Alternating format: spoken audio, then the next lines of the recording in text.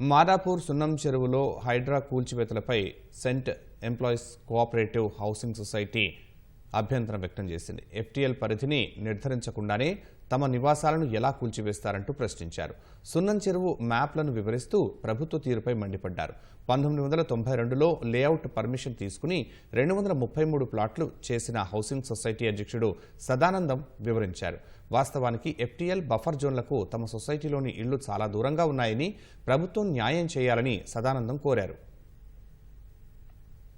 చెరువు మాకు చాలా దూరంలో ఉంది. చెరువు దాదాపుగా అక్కడ ఉన్న మా సైట్లు గత 100 సంవత్సరాలు గూగుల్ మ్యాప్ తీసినా కానీ ఎక్కడ ప్లాట్ల దగ్గరికి నీళ్లు రాలేదు. ఈ నిజంగా కానీ కొన్ని ప్లాట్లు కానీ వచ్చి ఉండి ఎఫ్టీఎల్ మీరు చేస్తే గవర్నమెంట్ ఏ యాక్షన్ తీసుకున్నా మేము సిద్ధమే.